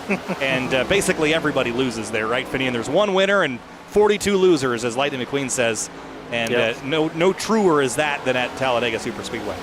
Basically, I mean, you're lucky if you, again, for Cameron Ahern, he's just going to have to hope for another good points day out of Talladega, which, again, you're basically taking a number out of the lottery, so he's going to have to hope for the best. If you're going to want to get a win, you just got to kind of hope that you don't get involved in an incident earlier in the race and that you just happen to be at the right place, the right time towards the end. And we've seen in a lot of races, especially at Atlanta, where final lap, all bets are off. You could be in a wreck or you can end up the winner. It's either or. Or both. Or both, yes. We've seen that happen. As we're running on board with Cedric Hunter, he is good to go for fuel. He pitted 5 laps ago, so judging by the math, if we go another 30 laps and possibly get a green-white checkered, he will be good to go. Delonte Ballard, not so much. Pitted 15 laps ago. He might have to come down and pit. Might be 5 laps short or 4. But nonetheless, this battle is for 11th on the track, and wanted to note the gap between Scioli and Weishart, it's closed. It was 1.7 seconds when the two finished their pit stops. It's now down to less than a second between the 7 and 33. Remember, Weishart sat on pole, so he's not slow. He put himself up there. It was just race conditions and the way that the race played out that he lost the lead and wasn't able to maintain it. But I think, Hunter, it was you that put the money on the 33 winning this race tonight. You got to show out if it's your home track. Like, if I was racing at Pocono, I'd do the best I could. That's my home track. I want to do the best I can in front of my home crowd, and I'm pretty sure Weishart feels the same way. He qualified on pole. Has a fast car. He could win this race, but we still have less than 30 to go, and anything can happen. Oh, Beckner, like I said, anything can happen. He just got a big wiggle coming out, too. Down the back straightaway, working lap 57 of 85, about 25 minutes of racing to go, and that's a long way. A lot of time for strategies to play out, a lot of time for mistakes to be made, but this is a lot of time to think about the decisions that you wish you should have made, right, Finian? Mm-hmm. Like Curhan and Horn and Michael Sturgill, maybe wishing that they had done something different. And for Jake Nichols especially, had control of this race because of staying out. But I hear him clutching. Oh, well, I mean, that seems like a pretty futile effort, to be honest. I like the optimism. Trying to save as much as he can. If anyone can do it, he can do it, but that's an optimistic strategy, I think. It's an interesting strategy nonetheless. It might be a little more effective than what Curran is doing because they both pitted 17 laps ago, but Curran is leading, and he's continuing to stretch his lead of 4 seconds to Connor Horn. You can just hear him coasting through the corner. And right about midway through, gets back on the throttle, but then you're going to hear him hit the clutch again. Not for too long, but he did it for a long time going into 3, and so that's probably saving what I'd consider to be a significant amount of fuel, but the laps are just so long here, Finian. And if you run out of fuel or you sputter, it's 2.5 miles to get back. It's a long way. It's a very long lap and a long way to make it back. You're going to have to really hope you're running out of fuel towards turn 3, not entering turn 1, because you're basically not going to make it back at that point. As you look And behind the 73, there is James Scioli coming to take 4th place away from him. And right behind him as well, the 33 of Weishart closing in. Very interesting battle here for the 4th spot. The 7 looks low. Got a couple of cars in front of him, one of that being Michael Sturgill. So Scioli moves into 4th, Nichols back to 5th, and Weishart closing in 6th.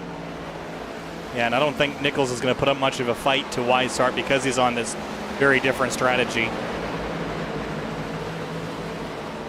But trying to make it to the end, I mean, that, I don't know. Pit road is very slow and takes a very long time. So if you can justify being that slow on the racetrack, I don't hate it. I just think that's so many laps. You got to save almost 10 miles worth of fuel. That's just so much to make. It is a very big ask, and I'm not sure if he's been saving this whole run, too. If I was him, I would have started saving as soon as he came out of pit lane. I don't think he has. I think he's only started saving recently. So, and the other thing with saving is that you save a lot more under yellow when you're running at 2,000, 3,000 RPM. When you're clutching, you're down at, idle at 2,000 RPM for a moment, but then you're right back to 8,000. So it's not the same as a pace lap. No. A pace lap, you're saving a lot more than you are even when you're saving the most aggressively you can at race pace. And Connor Horn coming in pit lane this time by. Let's run to 2nd place. We'll turn things back over to Scioli once Curhan pits. And he can only go another 10 laps or so, but he might hold out and just hope for a yellow, because that's probably all he's got left. That is honestly the best strategy that the 24 can do. I mean, it's not entirely out the window. Anything can happen. And then once that yellow comes out, everyone's going to want to come back in and take 4 fresh tires, unless stay out if you're Scioli and Weishart and you don't worry too much about tire wear and you're good to go on fuel. Yeah, and a little further back here, Jordan Martin, Seth Knoll battling for a spot. And also just want to point out, actually, Curran, he's shifting, so he's definitely not saving. He's going full beans. Just trying to cling to it while he can and prolong his advantage, just in case we were to get a yellow. But like we said, the amount of scrappiness, and because of the different strategies, you're not going to be battling with every driver on the racetrack. You're only battling with those that are in your strategy. So that makes crashes even less likely. But I suppose you could still end up with a single car issue like we had with Ben Pierce. But all but 2 of the drivers that started this race are still running. Ben Pierce is out, Culberson is out, everyone else is still on the racetrack, and 25 of the 30 are on the lead lap. I think Beckner, did he pit? Yes, he is just coming. Where did Beckner go? Okay. Right here. Getting service for what should be the final time tonight. And Weishart has tracked down Scioli within 0.3. So this is going to be a battle, and they still have to pit one more time. But how much does Weishart race Scioli? Scioli's got 3 wins, most of anybody this season. But Weishart wants to win. So is that going to maybe provoke these 2 to race a bit harder than we normally expect? I mean, yeah, they really got nothing to lose in the grand scheme of things, right? If Scioli wrecks, he's got 3 wins to his name, and a decent points haul, so he's good. Weishart's not even racing for points, so, I mean, they're probably just going to go at it. There's really no reason not to. No, it doesn't matter if they have a good points day. Well, coming to 22 to go, Curran is, as 2nd and 3rd continue to duke it out, but this could be the Simrat Market battle for the win. Race fans, be sure to visit simratmarket.com for custom iRacing paint scheme templates that are simple to use, help you stay more focused on the racetrack like these guys. We've only had 1 caution, Kyle, and it's been nothing but strategy since then. We had some great racing on that 2nd run, and I'm a little bit disappointed we haven't gotten to re-rack him and do that again. It's been pretty fun to watch, but I also don't know how much I want a late race yellow to turn on the chaos meter, but it's been a pretty natural play of a race so far, and it's been a lot of fun to watch. But these 2 are going to get to go at it. And Scioli out front, piloting the Rosa Gems coffee machine. Not running the rickshotsauce.com car tonight, but be sure to check out rickshotsauce.com for some of the best hot sauces made locally in South Florida. Try the Loxahatchee Classic, Golden Garlic, Palm Beach Pineapple, or South Beach Heat. Follow the Rick's Hot Sauce Rookie of the Year battle in the Area Cup Series and see which driver will take home the $100 prize as the highest finishing rookie in the point standings. We'll mention there's a change for 6th place. Greg Mitchell got past Cameron Hearn after he let him on by. And looking at another exchange, that's just Rafe Slate. Oh, sorry, not Rafe Slate. That is Brandon Six making a move on Delonte Ballard. Yep, gets that pass complete. And I think we're going to have a battle for the top spot here coming, Hunter. Here comes David Weishart to the back of James Scioli. Trying to apply pressure like Scioli did to Weishart when they were nearing the end of their fuel run. So looking out the bumper of the 7, but you're looking in car on the bottom right to David Weishart. He is as focused as can be. No smoke signals, though, so far as Curran continues to lead, but he has to make another pit stop. When will that happen? Only time will tell, but when he does pit, this will become the battle for the win. Yeah, I can see Weishart trying to gas up in the corner early, but he's having to let off to make sure he makes it and doesn't hit the wall. I have a question for you, Finian. What? Is there a time limit that was set incorrectly on this session? Why is that? Because my ticker has just gone into race complete mode, even though it's not. Oh, that's weird. They still had an hour. Well, let me give the timing and scoring a reboot here and see if that solves that. That's a very strange. I've never seen that happen before. Yeah, it's a little bit of a weird bug. They have more than enough time to. They can run the entire rest of the race out in caution, and they should be good enough. Not that I want that. Yeah, just recorded everybody as checkered, which is strange. Timing and scoring doesn't want to work overtime. Well, let's. I might have to reboot the whole. Yeah, I have to reboot the whole system. So bear with me, folks, while we give this a reboot. But we'll follow leader Michael Curhan. Let's follow these two because it's going to get spicy while I give all the timing graphics a restart. So the front two continue to do battle here down the straightaway. And you see that line of cars in the background up top too. That could get fun to watch.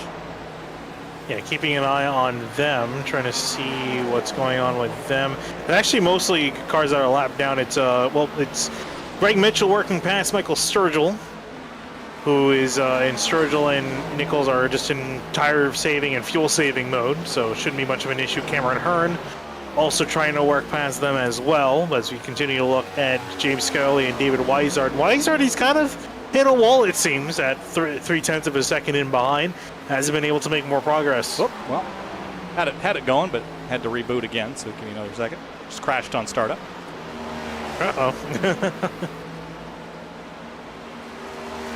Yeah, I wonder if there's a weird race condition or something that triggered it in the background. Let me just get my cameras back open here for the moment, at least change the view. But there's Sturgill hitting pit lane in the background. And Curhan will have to come in the next few laps. And that will turn the lead back over to Scioli and Weishart. I'm curious what mode that the 24 is in. If he's in, just run it till it's dry, or if he's going to try to maybe just, come in a little bit early, maybe get 2 tires and get back out there. Because he's another driver that's, he's sitting pretty points-wise. He's 62 points from the cutoff line. So you can afford to be a little bit riskier with strategy. There we are. All right, we're back. We're back. I lost my bookmarks, which is a bummer, but sometimes it be that way. We'll continue. We'll get web timing back up for Hunter as well. So as we continue here, we are working our way towards completion of this 85-lap race. About 15 minutes until this race will come to a close if we stay green to the end, and that is the big question that Curhan wants answered, because he would love a yellow in the closing moments of this one, or right about now, actually. That would give him the best opportunity, as he would come down pit lane with everybody else. But Rafe Slate, Jordan Martin, and Brandon Six, this is a 3-horse race for 9th place that could get spicy before it doesn't. Yeah, Brandon Six sitting the best as far as tires are concerned. He's got 6-7 laps fresher tires than Rafe Slate. Jordan Martin just 1 lap older tires than Brandon Six. So both of them trying to see if they can muscle past the 8 of Rafe Slate, and he's going to do everything he can, try to hold them off. That being said, there's 17 laps to go, so it's a lot of laps to try to hold these two off. Good bit as the 66 of Brandon Six rides 11th. Right behind the 11th and Jordan Martin, and then right in front of him, Rafe Slate. So we got a good trio battling for 2 of the final top 10 positions. Martin's going to look low on Slate for the 9th spot heading into turn 1. As a side effect of my graphics having to get rebooted, I do not have stint lengths anymore, Finian, so you'll have to keep me updated on those as Jordan Martin and Brave Slate trade spots almost. Brandon 6 drops behind and tucks underneath Brave Slate to go back at the number 8 here. And here comes Brandon 6, gonna try to get a decent run off the corner. Slate's got the slipstream up from Jordan Martin up ahead, so he might have a little bit of advantage here. He is starting to pull away and has to back off. And 6 is gonna charge deep into the corner, and here comes Michael Curran down the pit lane. Well, that's going to do it for him. So now it turns into the 7 of Scioli as the race leader, and 6 car lengths behind him make it 7. 33 of David Weishart. And Jake Nichols, no, not Nichols, excuse me, that was Curran pitting. Yep. Greg Mitchell runs 3rd, Cameron Hearn in 4th, and this is a pretty critical place for him to be running at this stage of the race, Finney. And just a top 5, a nice solid top 5 would be a really welcome run.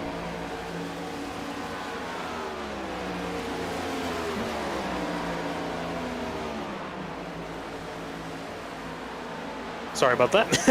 I was just going to say that for Cameron Hearn, this is a great night going. Just to make sure he doesn't make another mistake. And he's absolutely begging for a caution not to come out now because he doesn't want any chaos to end this thing up and put him further back down the order. JT Poole continuing to climb. The 8 of Slate starting to fall back as he's now back to 11. Poole up to 10th. Going to look for 9th from Brandon 6 in the 66 in just a moment. But with the 66 of 6 around that outside line, it's not going to be long, and Poole's already making a move for 9th. Making a move around JT Poole. He just switched. He switched his face cam. Now he's got a trophy in the background.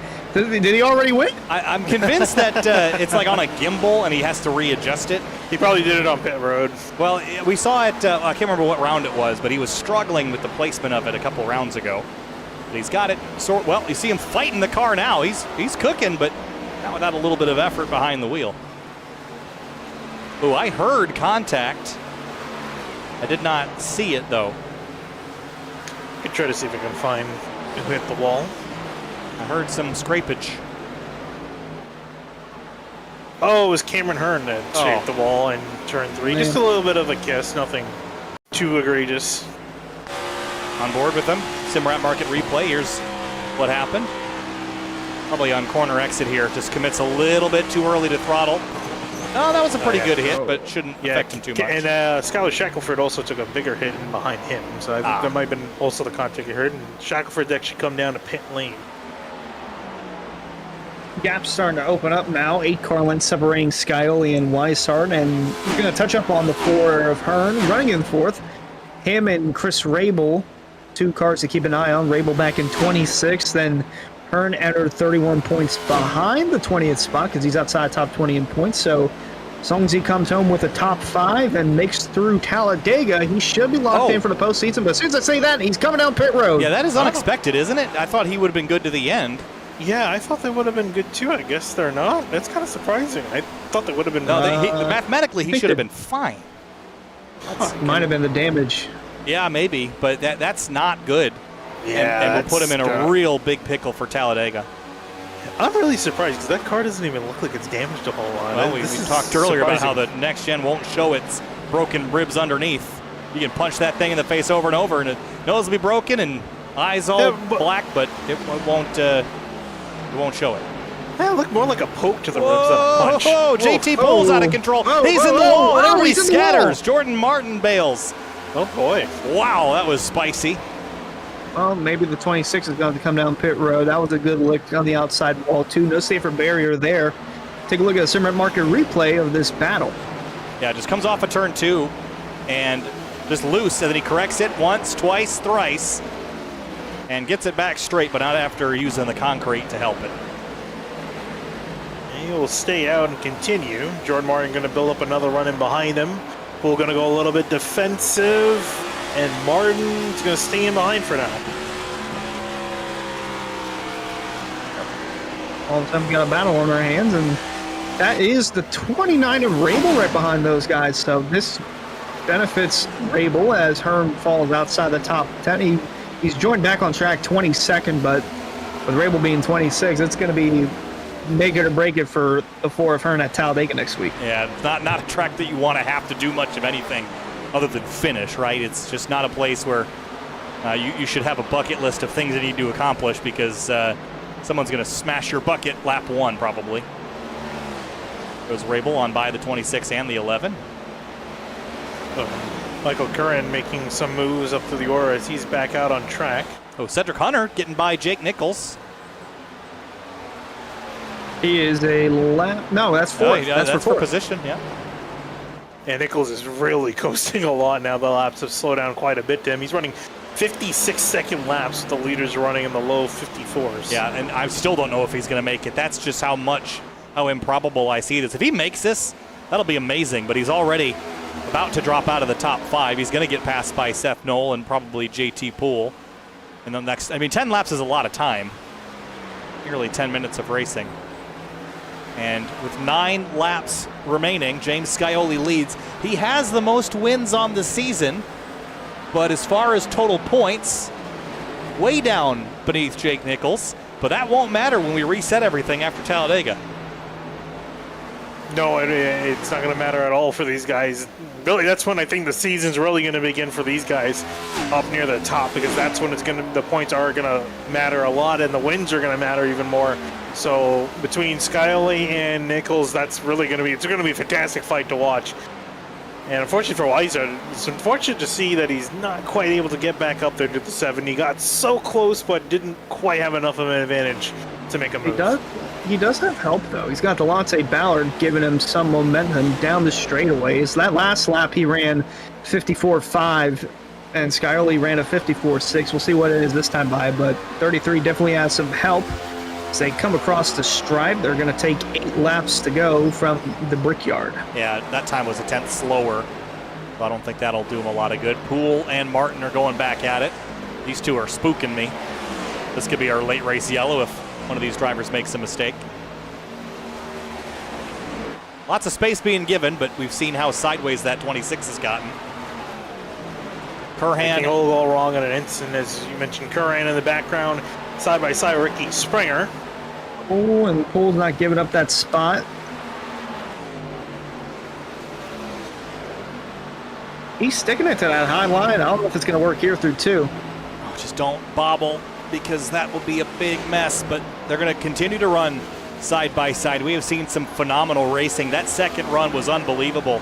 Since then, it's kind of spread out a little bit and became a strategy race, but that is not a bad thing. Gives drivers and teams the opportunity to shine. Jake Nichols and Seth Knoll. Knoll up to 5th, Nichols back to 6th, and then this is the group that would catch them next for position. JT Poole and Jordan Martin. 5 seconds to make up to catch that 73. And Nichols is still about a second off of the leaders, but JT Poole and Martin aren't going that much faster. Half a second a lap. Yeah, I'm curious to see how much Nichols is going to kind of try to save. Again, he doesn't exactly need points. He's not in a position where he needs it, so I think he's just trying to hang on to Seth Knoll, get a little bit of slipstream to help him, but he's kind of hanging on here to trying to hold off these last 7 laps. Gap continuing to increase between Scioli and Weishart, but Poole and Martin, that is not going away just yet, and laps are dwindling. 6 to go for the 7. James Scioli, again, as we mentioned, he has won the most races of anybody, 3 this season. But it is far from the 91's dominant way, or I guess now the 73's dominant ways of the previous seasons. I'll tell you what, though, these two, JT Poole and Jordan Martin, they are having a great scrap amongst themselves. But nobody is safe until that white flag flies. And nobody's really safe until after next week, because Talladega, a cutoff race at a super speedway. That is the fabrication of chaos, and I am here for it. It's going to be spicy next week. Here comes Jordan Martin with a big run on JT Poole. For now, he sits in behind him. Yeah, looking behind, Michael Curran's closing up. He just got by Brandon 6, and Curran's coming in a hurley with fresh rubber, so He's running about 0.7 of a second a lot faster than these two. And also of no, Ray Slate's come in to surrender 14th place. He was one of those drivers where we thought might have been able to make it to the end, so he's come in to get fuel and finish this race out. Ooh, that was a bit dicey off into turn one, but again, we're just 4 minutes away from safety for James Scioli and David Weishart, who have played the strategy to perfection. And think back to the decision you made on lap number 7. That's the decision that you chose to live with for the rest of this race. And that's how impactful every moment is in the Area Cup Series. This is like deciding what job you're going to be when you're in preschool. I mean, you just, how could you know how your decisions would affect you in the future? You couldn't. Yeah, no, That's an interesting way of putting it. and unfortunately, we saw it was a very split decision. Pretty much half the field went one way, half went the other way. And for the half that decided to pit, it's looking like it's going to benefit them quite a bit, as all of those drivers are in the top 5. Jake Nichols just hanging on, trying to see if he can actually join them and make it on one stop. He'll be the only driver to accomplish making this race on one stop, if he can finish out. So JT I was going to say a better analogy would be you have to decide between steak and grilled chicken. Those that decided steak, like Scioli and Weishart, they're eating good right now. 1-2. He chose grilled chicken like Ricky Springer and came in and pitted. Well, actually, not so much with the grilled chicken. But if you're eating steak, you're doing good. This trophy in the background from one of JT's 3 feature wins in Legends cars at Sunny South Raceway. Oh. Nice trophy. Unfortunately, does not look like he'll add to the trophy collection tonight, but solid top 10 maybe on the books. He will have to hold off Jordan Martin, but just 3 laps remain here at Indianapolis.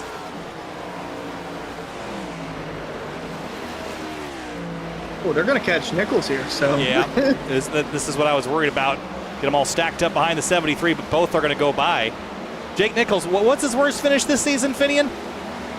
I think 4th, something like that. Oh yeah, I was gonna say this might be his first finish. It's definitely gonna be his first finish outside the top 5. We'll see, can he hang on and keep the top 10 streak going? Brandon 6 is close, and we don't even know if Jake Nichols can make it on fuel. Yeah, he's got about 5 seconds, maybe less than that now, between himself and Ed Robertson. Ed Robertson's 11th. So 2 laps to go now. Nichols wants it over, and so does James Scioli. Down the back straightaway for the penultimate time. And the gap on Weishart has only grown 2.5 seconds now. And as far as domination, I don't think you could throw Scioli in the dominating category tonight, but when the time was right, he just set sail. Yeah, tying everything to perfection, managed his tires also. That's a big thing too. Managed his tires extremely well in comparison to Weishart. He's kept the speed up. And now it's broken the gap out to over 2.5 seconds here as he's coming to get the white flag. Yep, white flag waving. One final time for Scioli. He's made it 84 times. Can he make it an 85th time? Right behind him, though, actually a good bit behind, Martin and Poole going at it for the 7th spot. This battle will not die as they're coming to take the white flag themselves. Yeah, they still have about 3 miles left. Well, 2 3/4 as they come out of turn 4 now. JT Poole will get maybe 2 more runs at Jordan Martin. This is a pretty thrilling fight. And he just flipped the double bird there. We'll keep that off screen, but at the number 11. But James Scioli in the number 7 has won 3 races so far this season. He runs 5th in the standings. His wins came at Road America, which was 2 weeks ago, at Pocono, which was 4 weeks ago, and back at Watkins Glen. So 2 road courses and a tricky triangle, but today he will add a rectangle. The Brickyard for James Scioli, win number 4 of the season. James Scioli gets it done at Indianapolis. Oh, and another race developing in behind. Michael Curran catching Seth Knoll out of turn 4, trying to see if he can just break it inside the top 5. He's going to get a massive run off the corner. Knoll was trying to break the draft on the back straightaway. Now he's going to try to break it on the front. Here comes Curran, going to peel off to make a move, and I don't think he got there in time. Not quite. Poole got back by Martin, Nichols though. Nichols is about to lose 10th to Connor Horn. It's going to be close. Nichols No, not quite. will keep a top 10. After all that, he will break the top 5 streak, but top 10s. Oh, look at this. Beckner. This is all coming down to the wire here. Beckner and Garrett Grant side by side. Toyota versus Toyota for 18th place. And I think Grant got him by how much? 6,000ths of a second. Wow. But for Scioli, the gap was 3.1. And as far as picking championship favorites, easy to do that in the Florida State Builders Pro Series with this same driver. But as far as the Cup Series goes, Jake Nichols is an argument, but there is something to be said about racking up wins like Scioli has. And as the summertime heat hits the United States, James Scioli is as hot as ever.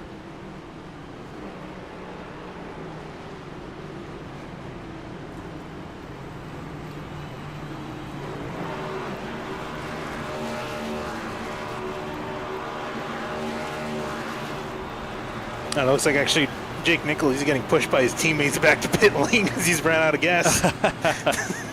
Well, he made it work. I'll give him credit where credit's due. He saved what he needed to save.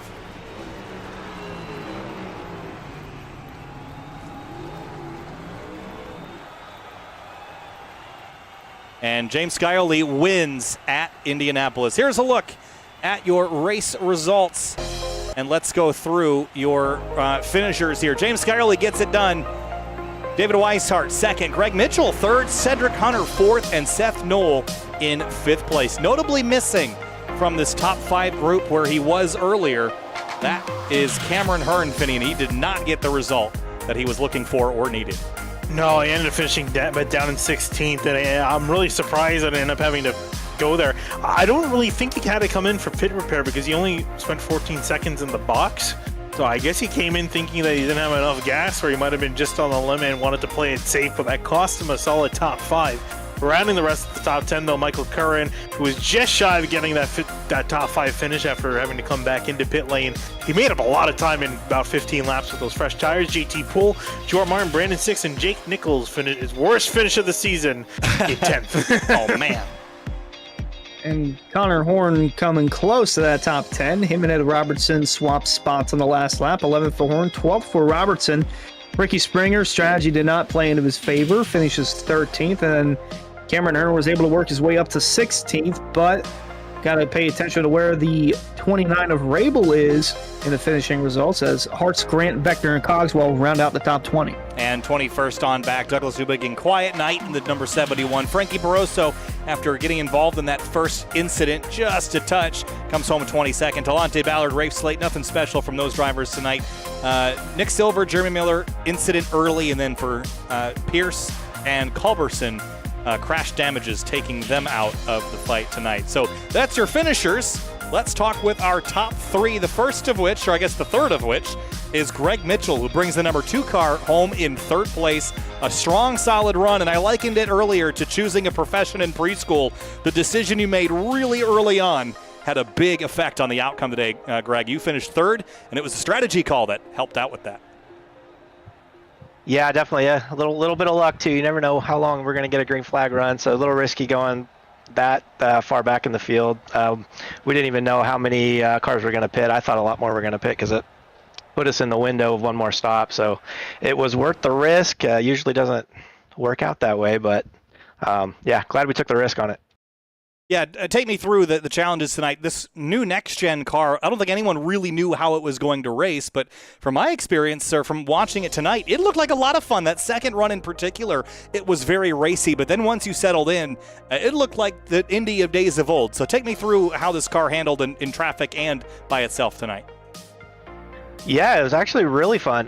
Dave and I were just talking about that. You could get on the inside of a car down the straightaway and still maintain speed or pass them, even pulling out of the draft with no help. So if you just, all you needed was a little bit of side draft. So it was real racy. Just had to stick it going to the inside of the corner and hope it didn't wash up. Cold tires was really tough. It didn't want to stick at all for the first 2-3 laps. But after that, it got really fun. Then it got really loose. So you just kind of had to be really gentle with the throttle in 2 and 4, and try to get those runs down the straight. And an important points night as well before we head into Talladega, which is a huge mess next week, potentially, for those that are near the cut line. How are you feeling heading into Talladega? And is it one of those situations where you go in doing everything you can to win, or maybe play it a bit more conservative and hope things play out? Oh yeah, super confident going into Talladega. No, definitely not.